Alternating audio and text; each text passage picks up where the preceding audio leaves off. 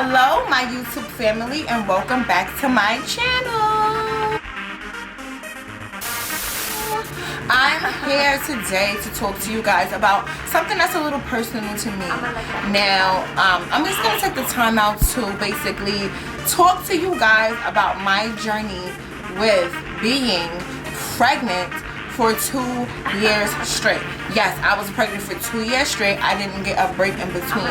And I just wanted to discuss that because right now, yes, right now, I just had my baby January 1st, which means that I was pregnant since the year before that. In 2019, my baby was born. Now it's 2020. So I'm thinking, yeah, it's 2020. We about to get it on. We about to get it popping. I'm sorry, guys. The lighting is kind of crazy. I'm gonna let that happen. Yeah, voila. So I'm like, yeah, you know, it's 2020. We about to get it popping. We about to really make it do what it do. And then, bam. Here we are with this coronavirus and everything is shut down. So that whole time I was pregnant for 2 years, I could have just sworn that I was going to have the time of my life after I gave birth, and it just went totally left. Like, if 2020 was a bitch, we would be fighting, we would be getting it on, we would be thumping right now, because I'm not feeling this right now. Like, I was pregnant for 2 years, and I waited for this moment. I waited for this moment for me to just be able to go out and about and have a drink at the freaking bar and just chill. But no, that's not what's going down right now. I'm basically just, you know, sitting in the house, doing my makeup, trying to make the most of what is going on right now, which is not too much. So let me take a sip on that one. Cha-ching. Listen, guys. So, me being pregnant for 2 whole years, like, what it really did to me, it really, you know, made me a different person, basically. You know, like, my whole pregnancy, my first pregnancy with my son, it wasn't a tough pregnancy. I did have, what is it called? I had, damn, it's been so long, because I had 2 high-risk pregnancies, 2. So, the first one, I forgot exactly what it was called. Previa. Yes, I had placenta previa, which means that my placenta was too close to my pelvic. Which, they, you know, put me on bed rest, you know, and naturally it just moved, you know, along. It naturally moved where it was supposed to be, and by the grace of God, I didn't have to have a C-section because of my placenta previa. Berto! Alberto?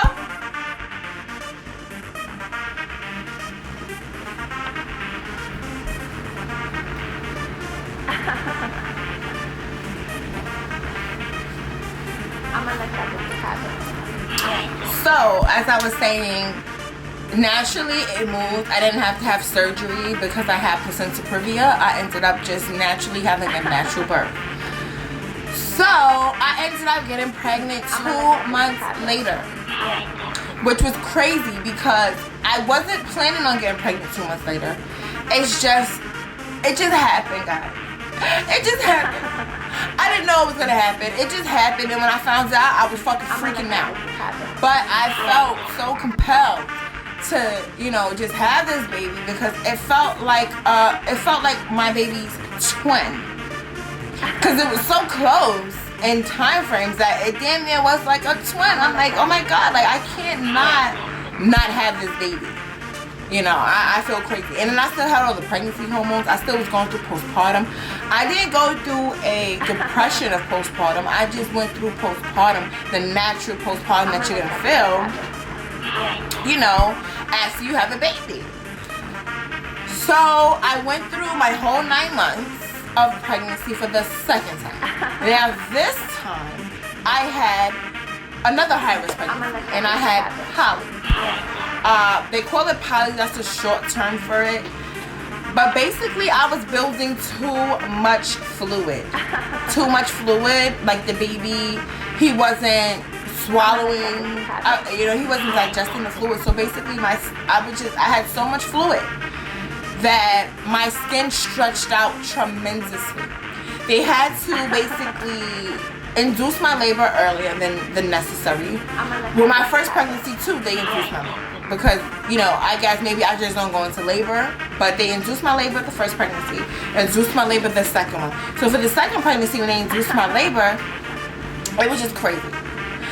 It was New Year's Eve, okay? And it wasn't going right from the beginning of me going to the hospital. It was just so much drama that went on that day that I felt like, damn, why does my baby have to be born on this day? Because it's just so much drama going on, and I'm supposed to be having a baby, and family members acting crazy, and just, it was crazy. But long story short, I'm in labor. They induced my labor. I'm sitting there. They gave me the epidural. Yes, I had to do epidural, child. Because my first pregnancy, I said, well, you know what? I'm not going to do the epidural right now. I'm going to see if I need it, to see if, the pain starts building up.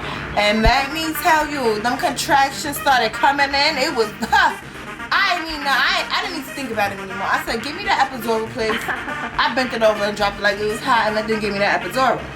So now, my second pregnancy, I already know, listen, yeah, boom, hit me up with the epidural, because I ain't trying to be feeling no pain.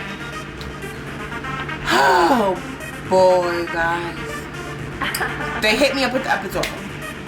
I'm like, all right, cool, it is what it is. I don't feel no pain. I'm chilling, I'm sleeping, I'm itching, because the epidural makes you itch.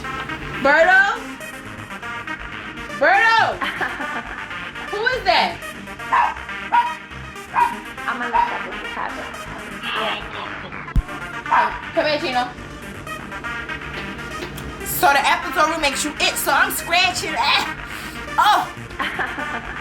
Now, I'm thinking it's gonna be a kumbaya situation like my first pregnancy. So my first pregnancy, everything was like meditation and zing, and everybody was just in sync, and it was 1, 2, 3 push, 1, 2, 3 push. Okay, not this time. When they broke my water, because I had so much fluid, child, that water really broke. That thing really broke. I tell you, my stomach was so heavy, guys. It was carrying so much fluid that when my water broke, that thing broke, boy. So now my water broke, so I'm thinking like, okay, now the baby's gonna come afterwards, but no. I started to get an emotional feeling that was taking over me, because I would hear the heart rate dropping every time I got a contraction. I'm like, what is going wrong? I'm just trying to have my baby. I kept hearing the heart rate dropping every time I would have a contraction. So all of the nurses and all of the doctors in the room, and they're trying to figure it out.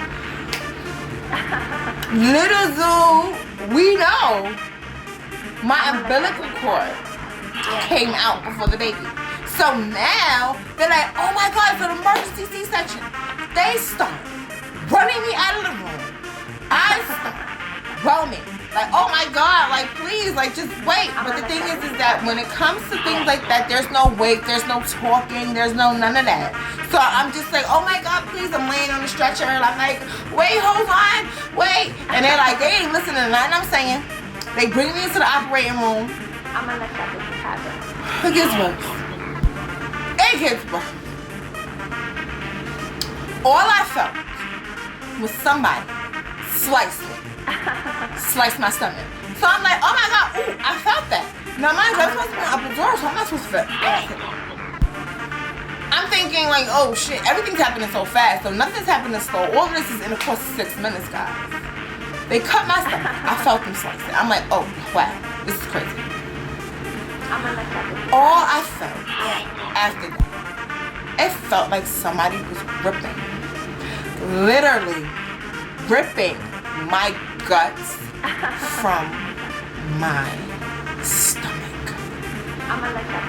I never in life felt anything so painful. I wouldn't wish that on nobody, okay? Usually when people go get their C-sections, everything is planned. They already know. They shoot them up with painkillers and epidurals. They don't feel a thing. They sitting there looking cute. They're holding hubby's hand, taking pictures. Guys, that wasn't my case. They cut my stomach open, ripped my guts out. That's what it felt like. I was in so much pain, I was screaming. I was screaming for their life, guys. Like, oh my God, I was just screaming. I'm sorry. I was screaming on the top of my lungs because I felt everything. I felt them ripping my guts out. Now, in the process of me feeling that, all of a sudden I start seeing different colors and shapes. I see colors and shapes. And it was like it was darkness. But within the darkness, I was seeing colors and shapes moving around. And I started to fade out. Yes, I faded out. Whatever they gave me to put me to sleep, guys, they moved quick. 1, 2, 3, boom. It was like a 1, 2, 3, pop. And I'm like, oh, I needed that. I needed to not feel none of this. So then when they put me out, guys, like I went out and I went under, okay? And I needed that because I felt everything. And it was not pretty. I got like, I got so traumatized from that situation that it is not funny. Every birth is definitely different. Not every birth is different. Every birth is different, which I learned that. So, now, they put me to sleep, so I don't really know everything that went on after I finally conked out. But I know when I came back to my senses, I hear my baby making sounds, and like I'm like, oh wow. So I wish that I could have had a natural birth so that I could have been more connected to the whole birth giving, because when I had my first son, the father was there. He cut the umbilical cord and everything. This one, like, I wasn't even up. I didn't see him come out. I didn't see his face when he was, like, you know, that was stolen from me. Not only that, but I asked my placenta both times, and it seems like they don't want to give you the shit. And it's like, after you have a baby, you're not trying to fight anybody. You're not trying to sit there and freaking talk about a placenta. You ask for it one time. Nobody's trying to give it to you. You don't know who to speak to. They're sending nurses in. You never see the doctor. You're weak. You're tired. But I will say that they had the best food. Now, I ate the same thing both pregnancies, which maybe I should have tried something different. Because my first pregnancy, listen, I was eating salmon, mashed potatoes, and them lemon iced teas like it was going out of style, okay? My second pregnancy, I ordered the same thing, but it was different. They started acting a little funny in the kitchen. I was fed up in that hospital. I would not suggest anybody give birth there because I know they changed the staff. I gave birth at Lower Presbyterian.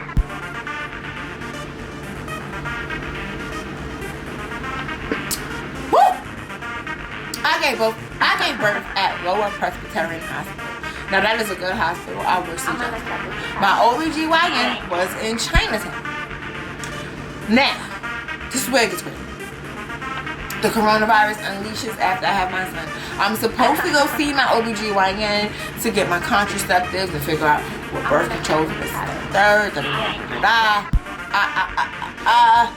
whatever. I had to change my OBGYN because there's no way I'm going to be in Chinatown while this coronavirus is running rampant. So, both of my pregnancies, I delivered both of my babies with Asian OBGYNs, and they took care of my babies. They took care of me. You know, I didn't have any complications. They knew what they were doing. So, you know, I do appreciate that. I do appreciate them taking care of me, getting in and out and making sure I was good. Now, me having an emergency C-section, I would say that my healing process is different than the first. Okay, so I know what it is to give birth and to give birth naturally and to have a C-section. And if somebody was to ask me which one is worse or which one is more painful, I would definitely have to say, if somebody was to ask me which one is more painful, I would definitely. Are you kidding me? My dog is barking. If somebody has to ask, alright, sit down real quick because the video about to be over. Sit down. Or just go ahead, I'm gonna bring it. Alright.